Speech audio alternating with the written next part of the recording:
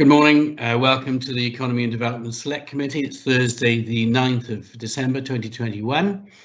Welcome, everybody. If I can take you now to the agenda. Firstly, apologies for absence. Hazel, do we have any apologies? Yes, Chair, we've got apologies from Councillor Feakins, Councillor Roden, Councillor Evans, and I believe Councillor Taylor might be slightly late. Okay, thank you, Hazel. Members, any declaration of interest? Take that as and when. And then we can proceed. Public open forum. Hazel, has anybody requested to speak at this meeting? Not at this one, Chair. Okay, thank you. Right, agenda item number 4, that's to conduct a pre-decision scrutiny of the Eskin Woodside Master Plan. I think that's going to be taken initially by Jane Lee. So Jane, over to you. Thank you, Chair. Could I hand over to Roger? Roger's involvement's been in this project's been longer than mine, so if Roger doesn't mind introducing it. Okay, fine. Thanks very much, Roger. Yep, thank you, Mr. Chairman. As Jane says, I've been with this project since its inception, going back now 2018 when it first started off. So a little bit of history surrounding it.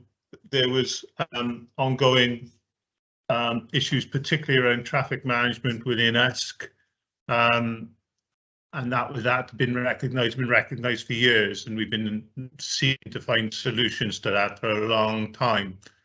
However, as Town Council had also undertaken a questionnaire of their community and brought forward other issues as well, which we felt would be better accommodated by the preparation of a master plan. So we organised a joint exercise between Llanbadach Community Council, that's Town Council, and Monmouthshire County Council, and we established a joint working group. There was various, as well as the ESC questionnaires, there were other stakeholder consultation events, there was wider public consultation, and the consultants who we chose brought together eventually a draft report, which is the report you have attached to this today. Consultants were Arup, as you'll see if you've looked at the document.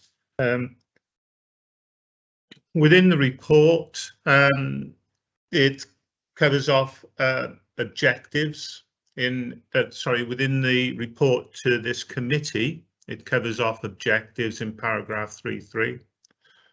And paragraph 3.4 looks at areas of focus. So that brings it down more to specific parts, specific projects which we would wish to look at. And within 3.4, within the report, areas of focus is one thing I noticed, which perhaps is becoming more and more relevant, but is noticed in the Arup report, I'd have to say, is car parking and management thereof. So again, that's an issue which is adopted within or addressed within the report. So the report from Arup includes an improvement plan and an action plan. But why would we recommend formal adoption? In this instance, before I go on, I should also say that as Town Council and Llanbadach Community Council have both formally adopted the Arup report. But it brings for this joint project a structure to a plan for ESC, a broader plan. It brings focus on particular projects which are mentioned within the report, but they're no longer ad hoc one-off projects, and they become part of a wider plan with short, medium and long-term goals within that plan. It also means that the plan is, I say, owned in inverted commas by the local authorities involved. So Monmouthshire County Council, ESC, Llanbadach are working to jointly owned objectives.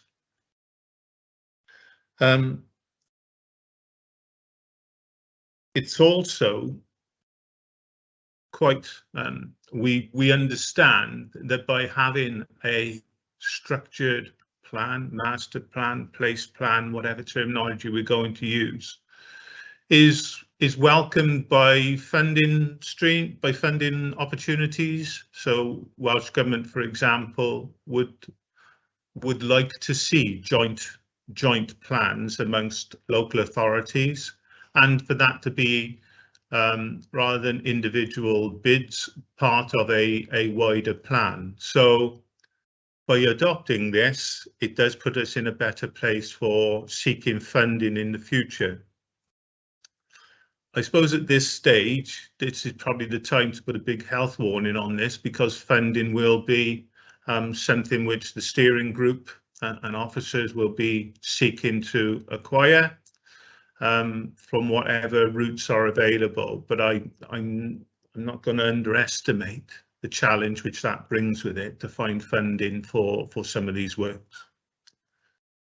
The steering group will establish the membership if Economy and Development Select is minded to make the recommendations to Cabinet and Cabinet approve it. It will be local members and officers. You may see from the recommendations that actually there seems to be an element of flexibility within that, so they're not adopted stringently. Practice and experience shows that things change. Funding streams change. Investment from elsewhere may change things. So we need some flexibility within the steering group, be able to amend these things. But in these instances, we'll be reporting back to members and chief officers. And if appropriate, we will be coming back to committees as necessary. That's a brief outline, Mr. Chairman, of the report and what we're seeking to do. So we are asking, as you see from the recommendations, that the Economy and Development recommend to Cabinet that the report be adopted, and then we will move forward with the other local authorities to put together the probably a revised action plan, I'd have to say already, but take it forward to its next stages. Thank you, Mr. Chairman. With that, I'll pick up questions as you see fit. Right.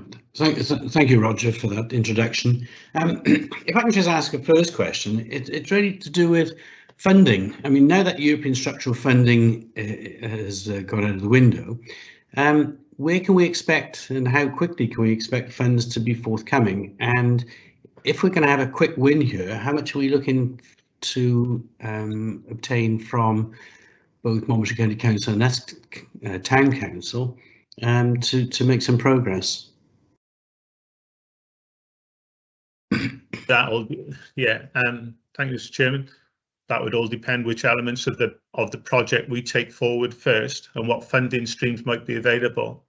Typical funding streams for public realm works might be active travel funding, local transport fund, and various regeneration funds. Jane may want to mention some of the funds, but I think it's fair to say that how funds are being managed by Welsh Government and the value of those funds is fairly dynamic, and that funding does come available during the year in different ways and gets moved around different funds. So typically, I would, if we were to do design works, let's take an example and pick on perhaps the most obvious ones would be perhaps to look at redesign on Bridge Street or 2 Square to improve the pedestrian and cycling environment. Then we would be looking for funding probably through active travel and local transport fund to achieve that. But you have to do it in stages. First stage would be to get design works, then it would be for tender works, and then on and on. But it's fair to say that on occasions funding does come available at relatively short notice from Welsh Government, and having a plan in place and having schemes ready puts us in a much better place to pick it up. So whilst I can't give you, Mr. Chairman, a categoric answer on which projects might come forward, we would be looking to where we see the funding at the moment. But even now, I know that funding is moving from one project to another. So sorry, that isn't a definitive answer. Probably not the answer you're looking for, and you may consider it a bit of a ramble, but it's where we are. For example, we've been made aware that there may well be further funding now for active travel projects to be spent in this year. So have spent something within this year is a challenge, even if you were ready with a design on the table now to actually get it out to tender, get a contractor, get materials, and get it done by the 31st of March is going some, not a very technical term, but you know what I mean. Yeah. Okay. So we would perhaps look at other projects within there. I know there's projects being looked at around car parking areas and things like that. We would try and pick those up and pick off those schemes which ideally all three authorities could see as something being delivered rather than talked about. Okay, thanks for that. Councillor Brian Strong, I think you want to come in here? Yeah, thank you, Chairman. Thank you, Roger, for the presentation, and thank you for your hard work over the years to get this far. It's just that one quick win might be the old amenity site, the waste site. The council, I think, have put up a business plan for that. It was out for tender for sale. I just wondered whether you knew anything, Roger, as to how that's gone, whether the amenity site is still available, because the council would like to have a couple of markets a month in that area, and initially there would be, on the days it wasn't used as a market, there would be extra parking spaces available within that area. In addition, as far as car parking is concerned, the bottom car park, when it is resurfaced, I think there are, or there will be, a number of extra parking spots there. Could you just comment on those two, please, Rog? Yeah, thank you, Mr. Chairman. Yeah, I am aware of the discussions around the use of the old civic amenities site. In fact, we were having conversations the last time we met with us town council, quite frankly, about this plan. So we did come up at that point. There's a meeting in my diary to meet with the cabinet member and officers next week to better understand what the position is. I understand that it has been advertised and bids have been received by way of market testing to understand its value. But as far as I'm aware, and I'm pretty sure I'm right, it hasn't been sold, it hasn't been let. It is for further discussions with the cabinet member and ideally with us town council about its future, whether that's short term, medium term, long term, and I suspect there could be differences around that. Yeah, okay, thanks. As far as the additional car parking spaces, could you confirm there will be some when the prison car park is, or the car park by the prison is finally resurfaced, there will be a few extra spaces there? And there could be spaces within the old amenity site. As far as the one down by the Memorial Hall, you're telling me now. I suspect when it's structured, it will have more parking spaces within it because it will actually be structured rather than what it is now. That being said, I know they've been struggling to get the sustainable urban drainage scheme in because it's a change in legislation, which means that the designs are having to accommodate drainage on site, which previously we may not have done. So I would hope that by structuring it, there would be some more spaces. As far as the civic amenity site, I will feed back when I have the conversations with the cabinet member that if indeed it gets used for a market, be that short term, medium term, whatever, that it's actually structured in such a way that it can be opened up for parking on days when it's not being used. It just makes sense. Yeah, that's good. OK, thank you very much, Roger. Thank you, Chair. Thank you, Brian. Thank you, Roger. Giles Howard, if you'd like to come in, Councillor Howard. Thanks very much, Chair. Yeah, and thanks to Roger and Jane for the information in the report, and I appreciate it's been sat around for a little while, not because of anybody's choice. I've got a couple of questions about it, and I don't want to open the car parking can of worms. I guess I just want to have a quick peek inside the lid, because it's referenced in the report. And what I'm wondering is, in terms of understanding what the assessed problem is and what we would hope to achieve by regulating parking, is if charging were in place, the cars that are currently using parking facilities in the town, where would they go? And what I mean by that is it, are we expecting residents of the town not to bring their car in and to walk from home? Is there a problem with people parking up and commuting? I'm not sure I understand the sort of the background to that, really, so that would be helpful to know a little bit more about it. A second question: how would you differentiate what is proposed in the scheme? It's described as being a regeneration, but obviously sometimes there's a thin line between a true regeneration project and improvements to the public realm. So what do you think qualifies the scope of the projects in the document as regen rather than just improvements? And the last point then, and previous speakers have touched on this, obviously the money is going to be the big issue, and certainly timescales from implementation. How are you and the various partners going to manage expectation? Because when I look at and it's a great document, but it's a little bit like looking in a sweet shop window and salivating at all the things in there, only to find you go in and can just afford a Twix. So I hate people to be disappointed or believe they're going to get things that they won't, and things that will happen very soon. So I'd just like to know a little bit more around that, please. And thanks very much.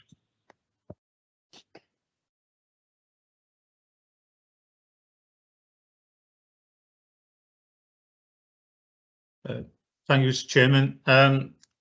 Yeah, I'm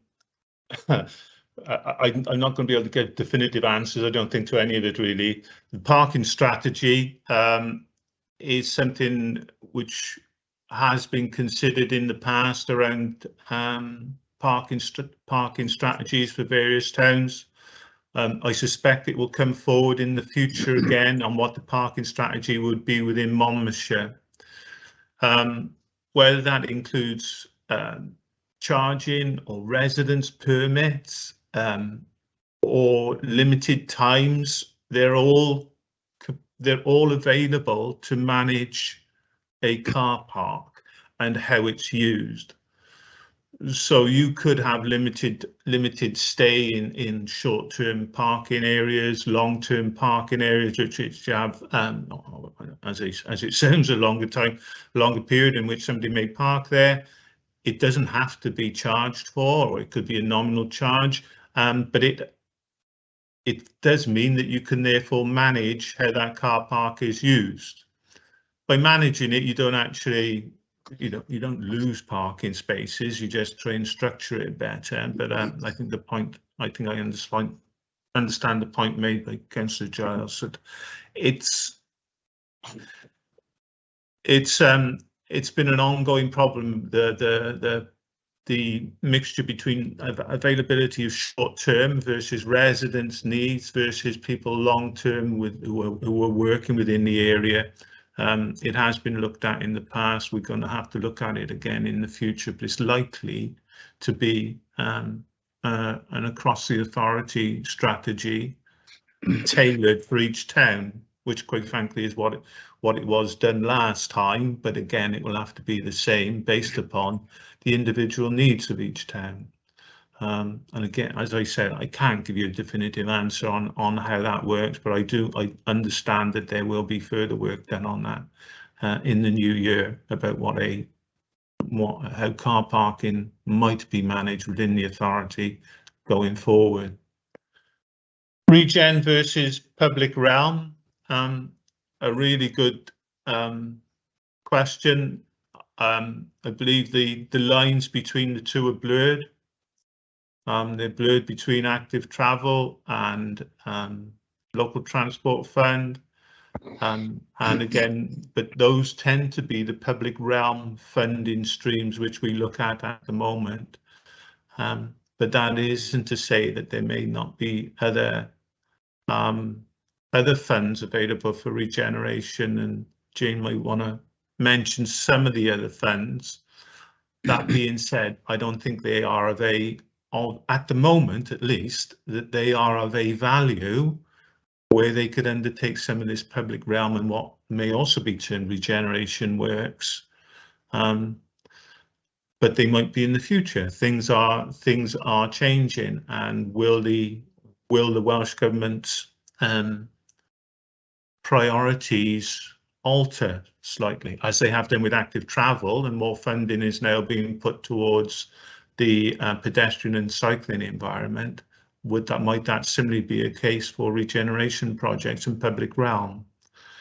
That's speculation on my behalf, but I think Councillor Howard has made a really good point. It is a mixture. We have other projects where we are using Section 106, Monmouthshire County Council, active travel, GI, and I think there's one other funding, all stuck together to do an individual project.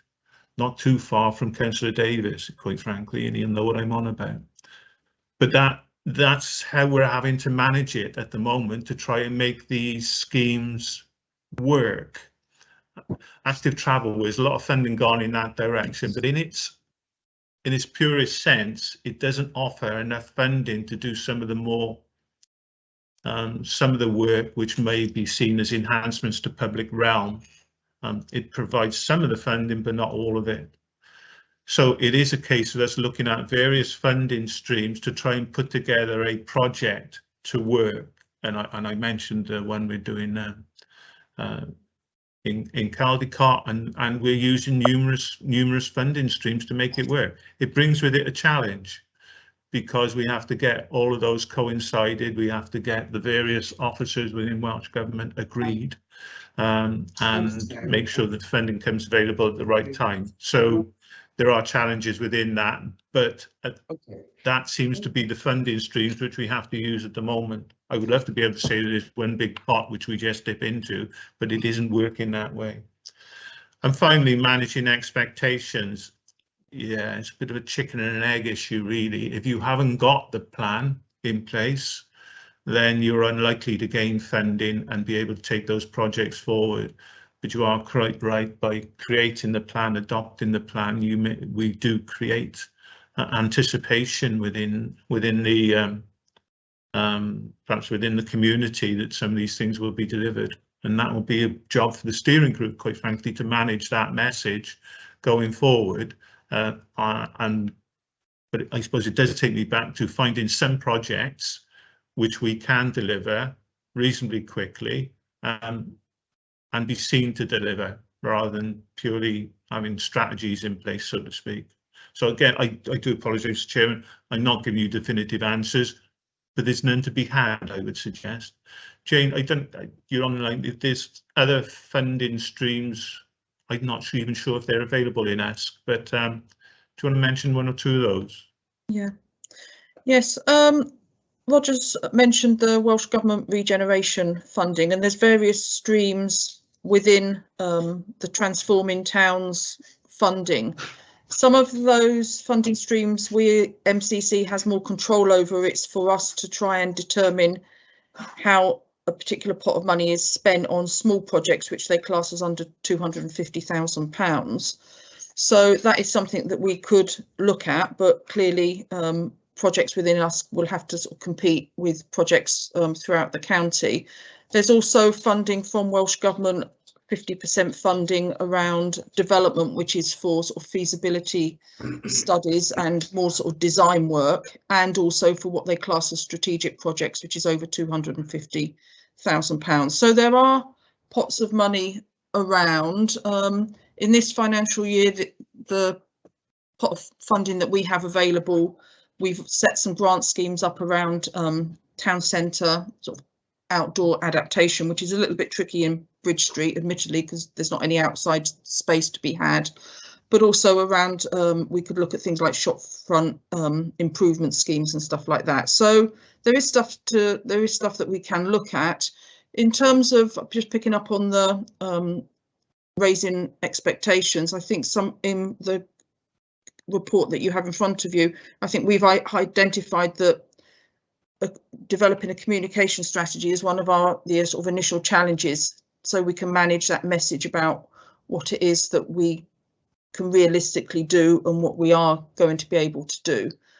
So we recognise that is a challenge for the steering group. Thank you, Chair. Thanks, Jane. That's very informative, actually. Alan Davis, if you'd like to come in now with your question. Yes, thanks, Chair. I'm obviously not an US member, but we have a project going on in Caldicot, which Roger is aware of, and a continuing project, I think. I think, Roger, they're absolutely right to have a plan in position, because this is not an unfamiliar situation to me, because in the industries that I work in, quite often funding would become available out of nowhere, and it was those that already had a plan in place were the ones that ended up actually, getting that funding. But I'm just wondering, in terms of Usk itself, having driven there many times and got stuck in Bridge Street in the traffic, there are some, there are some really a good selection of local businesses there. And perhaps this is a question more for Brian than Roger, but from a local perspective, what are the priorities? Is the priority to pedestrianise Bridge Street, or is the priority initially parking? And obviously there's going to be different costings for different things. So have we got a plan in terms of what it's going to cost and what the priorities are? Thank you.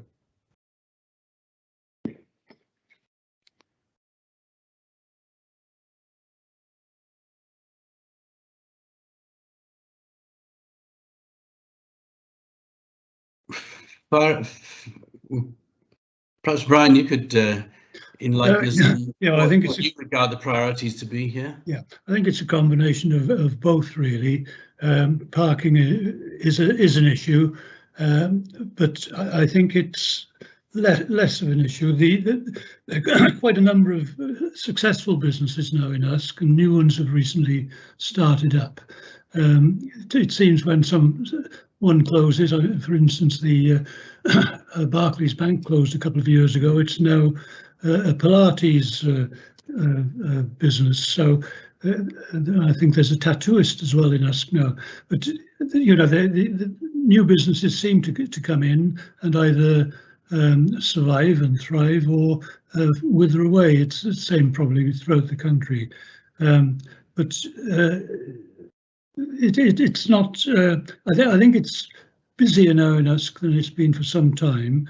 It would be ideal if it could be pedestrianised, obviously, but I think that would cause too many problems. The obvious solution would be a bypass, but then that will never happen, I don't think, not for 50 years or more.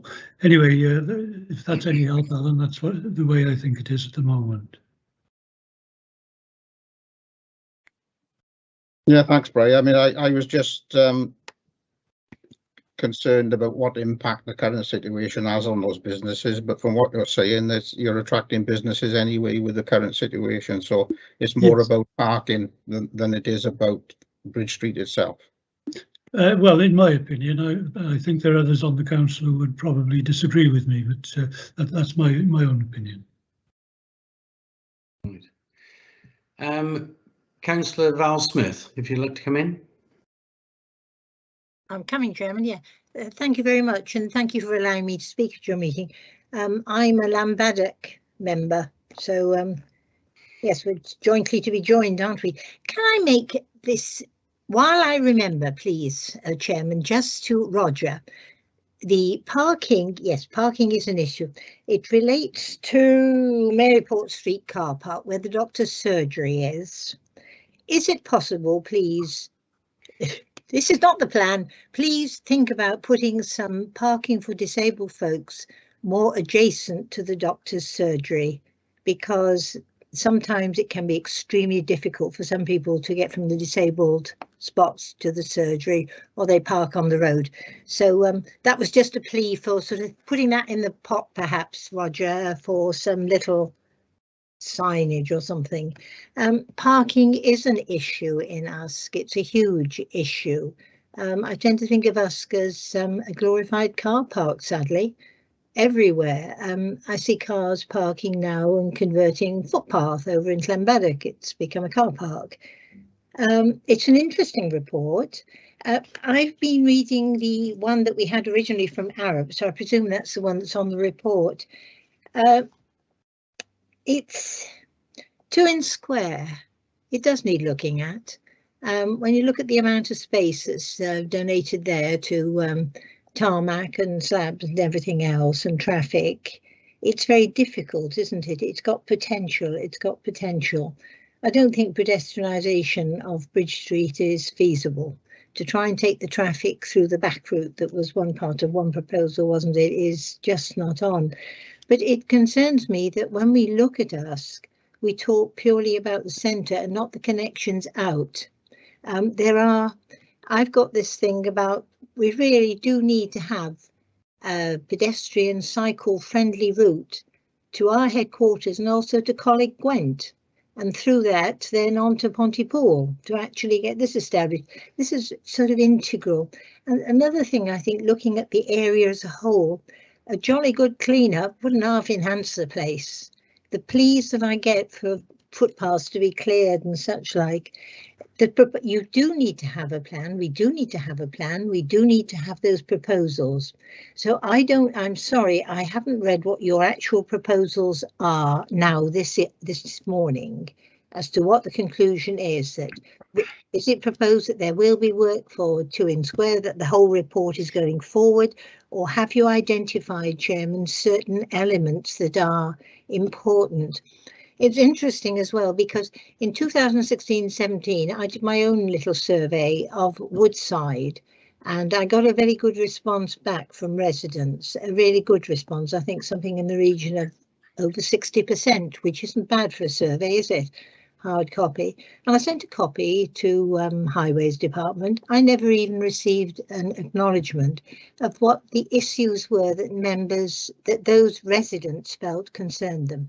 Certainly it was the speed of traffic, and certainly it was the crossing of the bridge.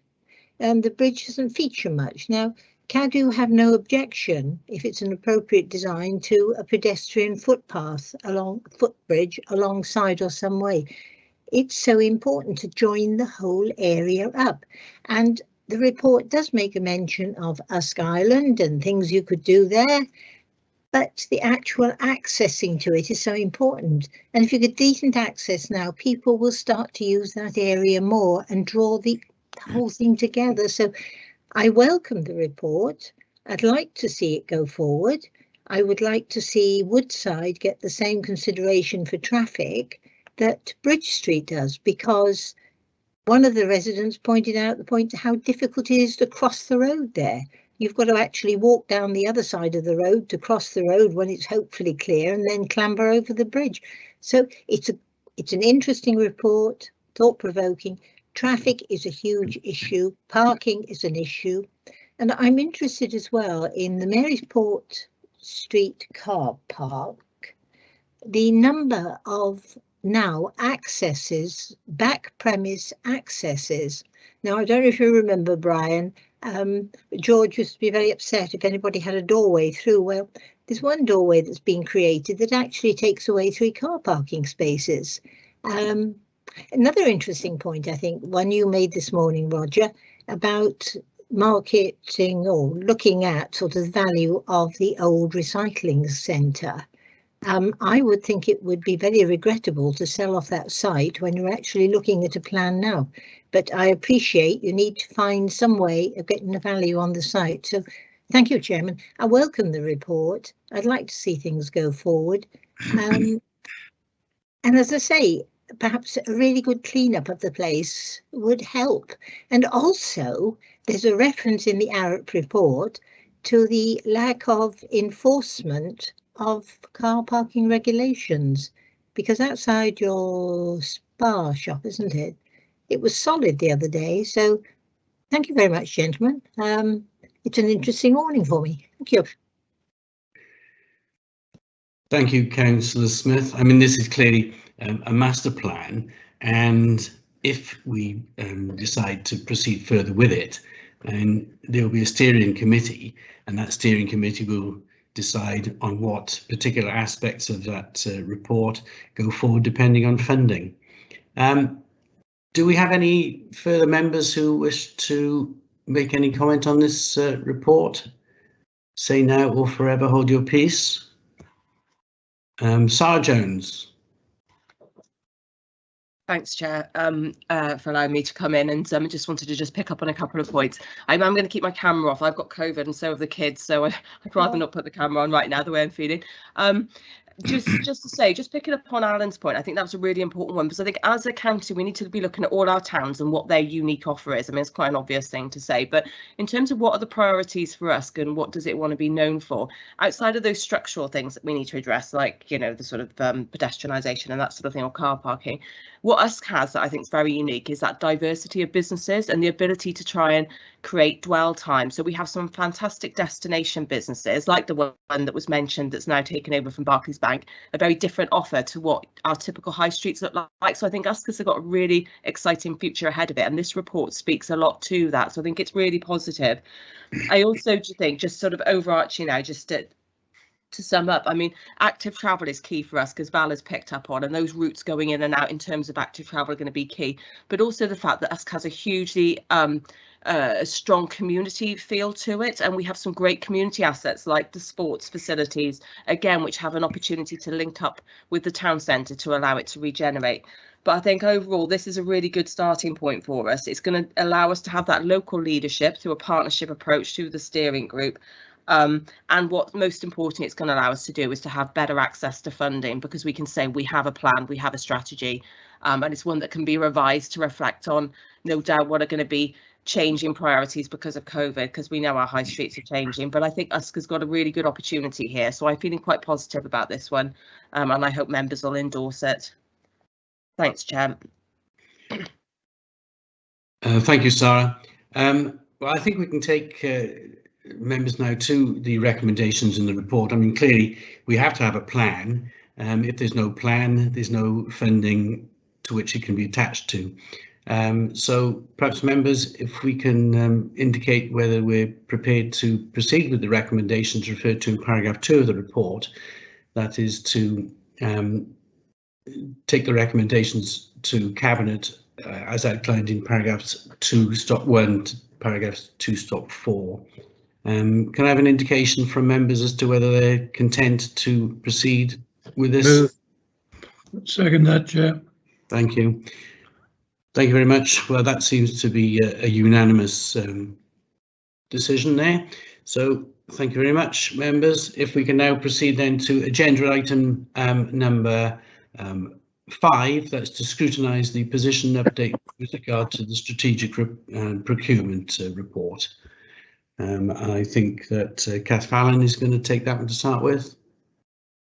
Good morning, Chair. Yes, if I just walk through the report, and then Steve and Scott are going to pick up the questions, if that's okay. So that's great. Okay, morning both. Right, so in terms of the report itself, it's really just to give an update, obviously following executive approval in July, where we actually entered into a mutually beneficial delegation agreement with Cardiff Council for the discharge and provision of our strategic and operational procurement services. From our perspective, I just really wanted to give a real big personal thank you to Scott and to Stephen, to the team really. In terms of their commitment to really pushing the service forward. We're already seeing really big changes and we very much appreciate all the work that we're doing. So I just wanted to say that really. But in terms of the commissioned review, obviously we recognise that, you know, the authority has sort of £100 million a year third party spend, and we really wanted to ensure that we were, you know, sort of using that spend to deliver our major priorities. And also to ensure that we were spending the money wisely, and actually we're looking at how we improved our procurement governance and therefore our risk, and also to be at the forefront of some of the national regulation changes, particularly in terms of the socio-economic duty, and also in terms of the proposed themes, outcomes and measures framework to measure social value, and look at how we increase the community benefits of our council contract in terms of creating local employment through the apprenticeship opportunities. And obviously we recognise that we had a small team in Scott and Sue, and in order to make those changes we really need to gear up really. So we entered into a 4-month transition arrangement that started on the 1st of August, and then since then we've slowly sort of integrated into, you know, the operational team. We're still ongoing in terms of some of the recruitment processes that have taken a little bit longer than we'd hoped, but we're certainly moving that forward, and I'm sure Steve will give us an update in the moment. So in terms of the report on page 2, we've actually sort of done a progress report. So in terms of communications, we've done a lot of all staff communications on the digital coach and also through the Compass. And we've got further planned communications with our elected members as well going forward. There's a lot of discussions that have been going on in terms of with our senior leadership team and regular touch points in place. We're also drafting the new procurement strategy and the social responsible procurement policy, and further details on that in terms of how we look at to make our procurement spend more accessible to local businesses, improving our fair works practices, contributing importantly to our carbon neutral agenda, and securing value for money and managing demand really, but alongside that legal compliance, ensuring that we're robust and that we're also promoting innovative and best practice solutions. There's a lot of work underway in terms of our governance arrangements, and I'm sure that Scott and Steve will talk you through that, and particularly in terms of our spend data analysis that I know Councillor Davis was, you know, particularly interested in. We're also looking at our contract pipeline and our operational support to ensure that staff have got that support that they need. And alongside that, then our staff education and training programmes. So that's probably enough for me for now. So I'll pass you over to Steve and Scott. Thank you both, and they'll take any questions, Chair, if that's okay. Thanks both. Right, thanks, Kath. Can I start with a question? First question. So far as Monmouthshire is concerned, what are the specific early wins for Monmouthshire in this collaboration agreement? That's a good question to start with.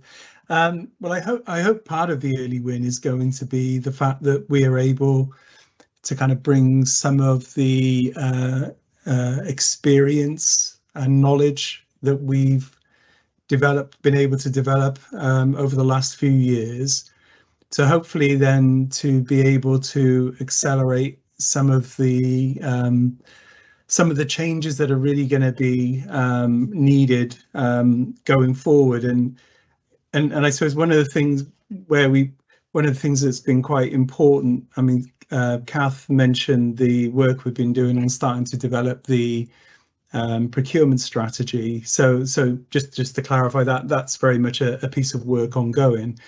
But what we were keen to do very early doors is to kind of set out the kind of key priority objectives, which are the 7 objectives which are referenced in the paper, because I think one of the first things that we were keen to do was to kind of really kind of get a sense of direction of travel, of where we're looking to go, and some of those areas, as you'll see, are very challenging. You know, decarbonisation, social value. You know, these are kind of some major challenges. And what I'd like to think, as well as hopefully helping to set a clear sense of direction, and again, this is built upon a number of years of experience in terms of iteration and building on in terms of that sense of direction. Hopefully what we're able to bring then is the ability to accelerate some of the work based on the work that we're doing in Cardiff. So rather than us all having to kind of duplicate that effort and relearn, and because a lot of this stuff, to be honest, is about building up a sense of knowledge and expertise and confidence within areas. But we can use that, and this is one of the things we explained to SLT a couple of weeks ago, is that, so for example, we're doing a lot of work in Cardiff at the moment in terms of carbon modelling and baselining our carbon footprint across the authority, of which over 80% of that is actually, as you would expect, the goods, services and works that we consume. But hopefully what we're able to do through the learning we go through and the pain, if you like, at times we go through there, we can then bring that to the benefit of Monmouthshire, because we'll have already kind of been through that big learning curve. And it's very similar with, if you like, the social value piece, and Kath made reference to the TOMS model, the themes, outcomes and measures model, which is a kind of slightly different approach to incorporating additional social value commitments within tenders.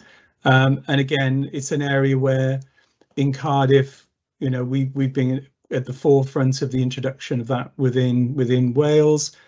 And again, you know, we've been through a lot of pain, if I'm honest, because it's not a model for the faint-hearted, but we're starting to see some really kind of strong, very clear, specific commitments and targets that are being set by our bidders.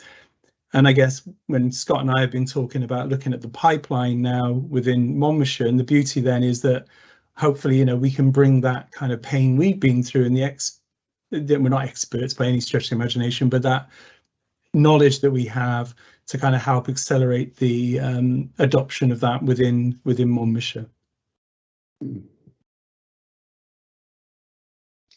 Can I add to that as well? Well, thanks.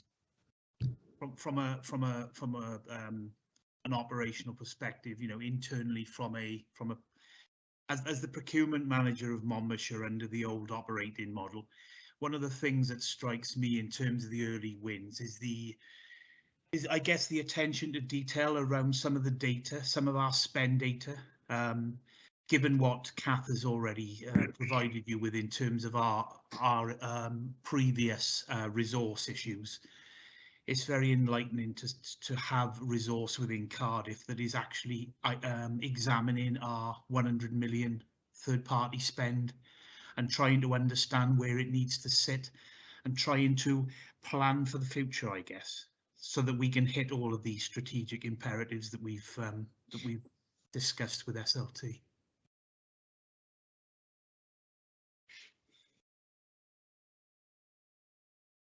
Right, thanks for that. Members, do you have any questions that you want to put to Steve? Right, Councillor Alan Davis. Yes, thank you, Chair. I just want to follow on from your question, really, because I think the most significant impact here is resource, and Scott has outlined it, really, because I pushed procurement for a long time with the local authority, and it was quite clear that we didn't have enough resource, and we weren't able to look at things in the detail that perhaps we would like to look at them. And that is this agreement now has significantly changed that, I think. And even though it's not all about saving money, there will be opportunities, I'm sure, to save money here. I suppose one thing I'd like to look at is having, you know, regular updates on where we are going in terms of as Kath mentioned, those local businesses and what improvements we are making in perhaps some of the contracts we got now that we didn't have the opportunity to look at in the fullness of time. And obviously, from a council perspective, I worked in an industry which made significant changes by having adequate resource in terms of procurement, and I would expect to see some return on the investment in terms of that, but not just about money, but in terms of the quality of the procurement policy that we provide. And it's about having partnership with certain organisations as well, because that can help us significantly, I think. But there's huge potential here, Chair, and I think we're moving in exactly the right direction. I think it's important from the public's point of view, because it's about the value of every pound that we spend on the public's behalf, that we see that, you know, this isn't just an exercise for the sake of an exercise, that there are going to be positive outcomes in terms of what the council gets out of it, and I would just look forward to having regular updates on that. Thank you. Yeah. Thanks, Alan. I mean, clearly, value for money doesn't necessarily mean saving money. You just get better value for what you spend. Councillor Giles Howard. Thanks very much. A lot of the report I'm reading is the language is quite high level, the actions are high level, and I was particularly interested in point 1 in paragraph 3.6 about making spend more accessible to local small businesses and third sector. And I wondered if it's possible at this stage for you to be able to indicate have there been any benefits that you can identify and perhaps share with members, please. Thanks very much. Well, I don't think there's any specific benefits that we would necessarily be able to highlight on that at the moment. I think one of the things that's maybe worth bearing in mind is your contract procedure rules, when they were redrafted, specifically sought to encourage, well, more than encourage, require the directorates and services to seek to include local businesses within the opportunities that were being presented. I think one of the areas of work that we've been doing is to try and look through a number of different ways to improve our visibility that is actually what is happening on the ground. So a number of things that are in play at the moment, which we've had approval from SLT. So one thing is around greater visibility up front in terms of the approach that's being undertaken by services to go to market, and actually which would include inclusion of local businesses within the opportunity. And then ensuring that we start to build a much clearer, if you like, contract register of those arrangements, so that we can actually then more accurately start to track and monitor that. The other piece of work that we've been doing through the spend data review that we've been doing is looking to actually start to kind of baseline the local spend as well. We're both within Monmouthshire and within the wider region, because I think and what we'll be able to do from that, and this is this is kind of learning from some of the work we've done in Cardiff, what we can start to do from that is start to better understand those areas of spend where we maybe have a good good use of local suppliers, versus maybe some particular areas of spend where maybe we're struggling, which, you know, and it really part of that is then trying to understand whether we are looking at, you know, whether actually there are supply voids, so that there are no local suppliers within for that particular type of goods or service, or whether there are actually suppliers available that potentially we can look to engage with. I think the other part which is probably worth mentioning is the fact, though, that I guess one of the key things, and it's something with one of my other hats on, I'm also chair of the WRGA National Procurement Network, and I guess one of the things we're particularly keen on is that we don't do all this work in isolation, that we look to collaborate both regionally with other local authorities, but also with with the likes of, for example, with Welsh Government. And one of the exciting pieces of work the Welsh Government are leading on the moment, which we're very linked into, is about actually looking to significantly improve the visibility of local suppliers. Because again, that's been a bit of a challenge for us across all local authorities over the years. So that's a key piece of work that we'll be looking to tap into and link that into the broader work that we're doing. But I think Scott may have further to add, but I think it's probably difficult for us to quantify or ever point to particular instances at this stage, given we are relatively early days. I think it's also, which probably is reflected in the focus of a lot of the work we've done to date. The model and the approach that we're implementing is a combination of utilization of existing resource for people like myself, our strategy and policy team, and some of our category leads.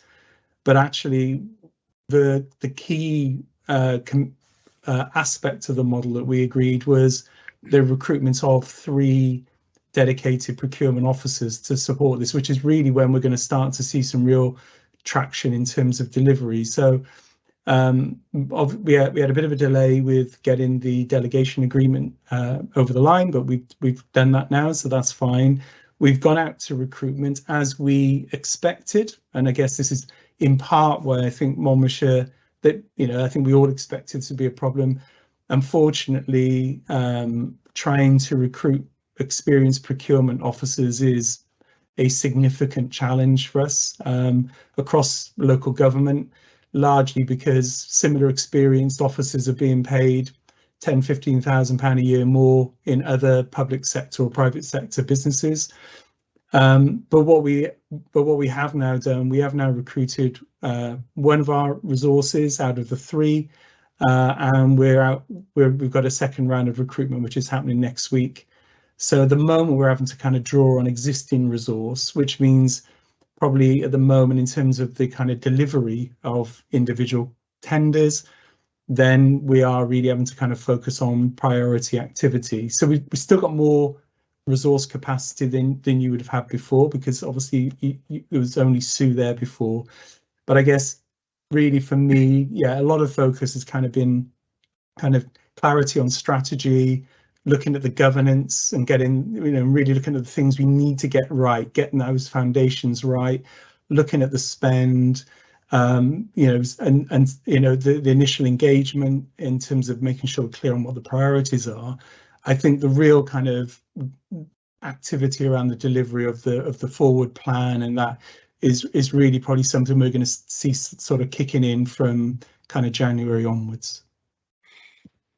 Do you mind if I just add to that, Chairman, with regards to Councillor Howard's question about 3.6 and how we make the spend more accessible? Yeah. It was probably this time last year that we redrafted our contract procedure rules with an eye on Build Back Better. Obviously, it wasn't termed that at the time, but with an eye to try and provide more local spend within our realms. So the contract procedure rules at the time were 3 written quotes up to £25,000. Now, as Steve has alluded to, there's quite a lot of reference in the new iteration of our contract procedure rules, and the request for quote threshold is now 75,000. So I'm expecting over the next 12 to 24 months that there would be a significant amount of license to spend more local, without getting into the realms of what we mean by local. But within the CPRs, we've stated that our devolved units must look to procure via local provision. So that is actually written within our CPRs. And I hope Kath doesn't mind me mentioning, but some of the work that's been happening in the background, because I think one of the issues has been how do our devolved units know of local good businesses that they can utilise for council provision? So there's been discussion in the background about buying into some software via a company, I think they're called Evolutive, and basically they provide us with software to understand and identify all of our local provision across any areas that we choose. So I'm hoping that within the next 12 to 24 months, our devolved units, and as part of the contract procedure rule training that Steve, myself, legal and audit provide them with, they will then be able to tap into the software to understand who those local contractors are. Okay, great. Thanks very much. Councillor Francis Taylor, I think you want to come in with a question. Thank you, Chair. Just a couple of questions from me, if I may. First of all, can you tell me how this relates to, for example, social care procurement? Secondly, can you tell me exactly what you mean by how this is going to support the socio-economic duty? And I was interested to note in the report it says burgeoning. I mean, is that I don't know. Don't know why the use of the word burgeoning. I was a bit, and then thirdly, so there's a third question. So where can we see what our contracts are, how much they're for, and when will we be getting that sort of granular information? Appreciate that this is sort of fairly high level and you just establish a principle, which I'm sure we would all support. But would it be too optimistic for me to already think that this is, I've worked in all kinds of places where I kind of thought that this is what public sector procurement was supposed to be headed for like 10 years ago. So, excuse me if I sound a bit like not as excited as perhaps I should be, but I kind of wondering, are we only just started on that journey? Because that sort of, leads me to sort of feel slightly, green with all the missed opportunity to date. Thank you. Okay. Okay. I mean, I'm trying to think of the best order to deal with these. I mean, has Monmouthshire been maximising the opportunities around value? Yeah. For example, social value. I think probably the answer would be no. Yeah. And hopefully that's not out of, order. But I think that's part of the reason why the partnership has been formed, because when, and I'll always say we're not perfect in Cardiff by any stretch of the imagination, but we've probably been at the forefront of the kind of broader agenda around a number of different areas around, for example, whether it's community benefits, social value, whether it's ethical employment through supply chain, modern slavery, the living wage agenda. There's quite a wide range of agenda that we've been quite active in, and actually through the offices within my team in Cardiff, we've led a lot of the work around Cardiff becoming a living wage city. So we've always been very focused on that kind of broader agenda, not just about compliance with regulations and governance, etc. And again, we've still a long way to go, but we've been quite proactive in terms of engaging that agenda. And I think that's, I guess what I was trying to say earlier is that, I think that's something that Monmouthshire themselves recognised was an area where they needed to make progress. We're not just coming in here purely to look at ensuring that the regulations are being complied with or followed, etc. It is, and that was why it was very clear for me to set out some clear procurement objectives, to be really clear about what it is that Monmouthshire want and expect from procurement. And to be honest, we took those 7 objectives and they were fully endorsed by SLT. They were absolutely that, you know, don't get me wrong, I'm not saying those won't be refined over the next few months as we develop the strategy and consult on it, but I think they felt that really kind of set the direction of travel. So I think if your view is, well, shouldn't we have been doing this already? I think probably there's a view, yes, should have been.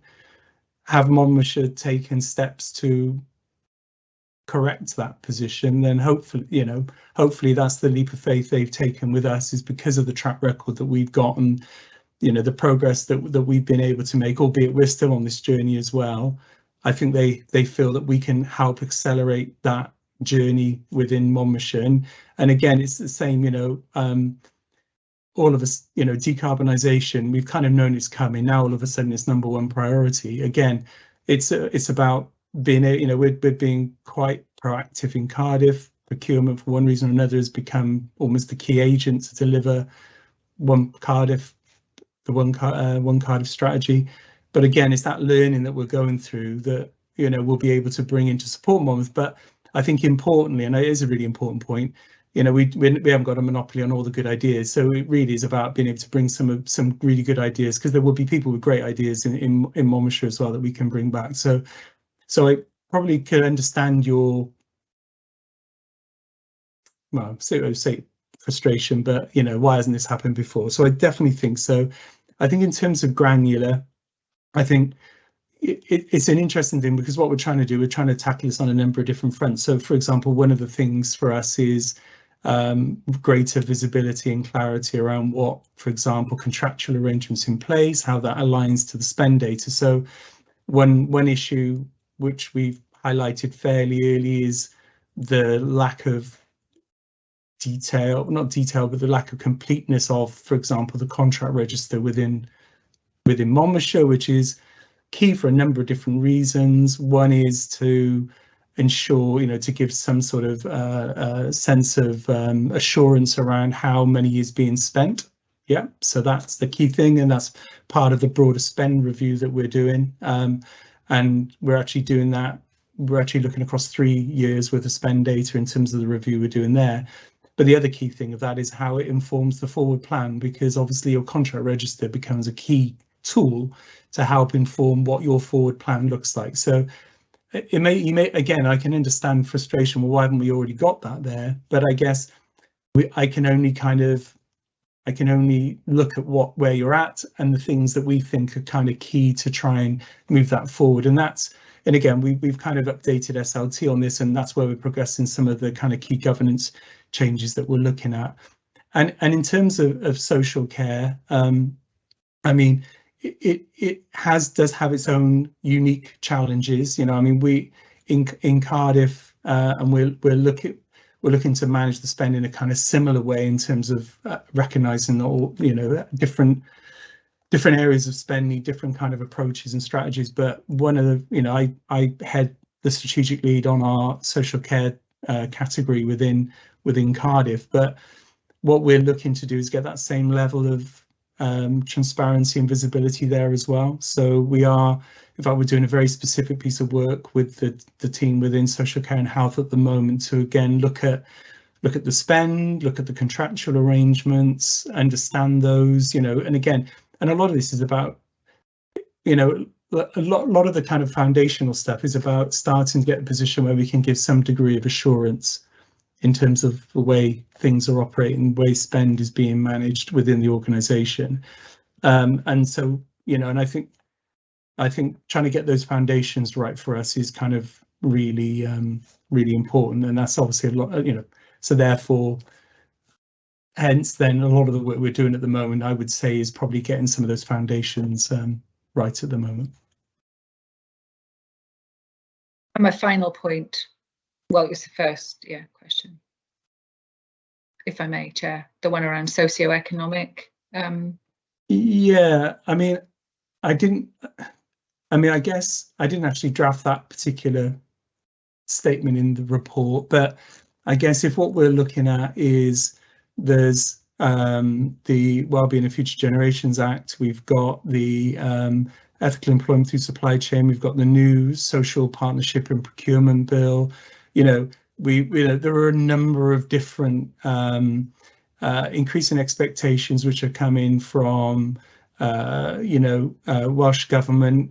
You'll have your own priorities within your kind of PSB area and within your own authority. And one of the things that we will be doing as part of the procurement strategy is essentially taking all of those different expectations that are coming and filtering those down. And that's, I guess, where we're looking at those kind of 7 objectives is our kind of way of how we tackle this within the organisation. And if we can prioritise and deliver on these priority objectives, that's our way of kind of ensuring then that we are addressing some of those wider requirements, whether they're legislative or wider policy initiatives. Sorry, Chair, just if I may, I mean, the socio-economic piece is, whether it's related to any, wider governance or legislation, bills or not, is purely, part of the role of the public sector, isn't it? That the public sector pound should support local economies. And actually, I think I'm more interested, so that strapline doesn't really say much to me.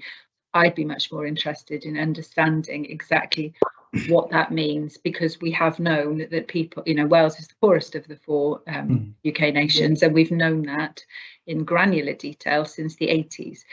So that's not new. We don't need any legislation to tell us that, but I'm interested to know is how this public sector spend is going to be supporting people and communities that are, socially and economically currently excluded. So I'd like to see a lot more detail in that.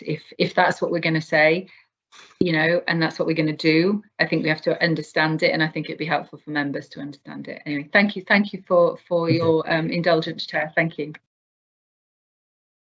Right, thanks very much for those questions, Francis. I think they're very pertinent. But unless any members have any further questions, I think we'll move on. Anybody else here? No? Well, thanks very much, Steve, for that presentation.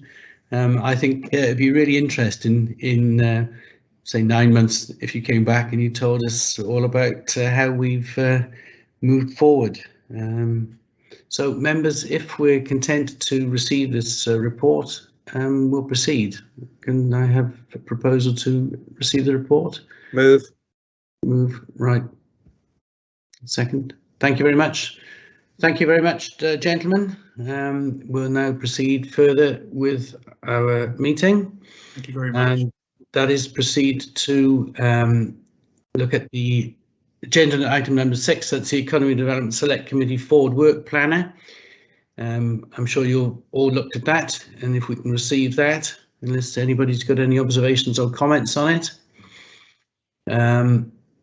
No observations there. Good. And then to confirm the minutes of the previous meetings, that's the 14th of December 2021 and the 3rd of February 2022. Oh no, I beg your pardon, that's the next meetings. Confirm the minutes of the previous meetings. That's can I have a proposal on that, please? Yeah, that's the 21st of October. Move, Chair.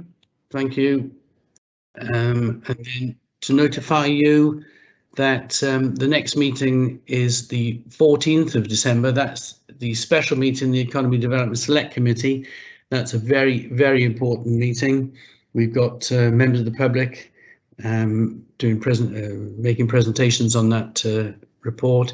It should be quite a long meeting, and it's going to indicate many things for the future. So if I can make sure that you've got that in your diaries for next week, and then following that, the next ordinary meeting is the 3rd of February next year. But please make sure that we are available for the 14th.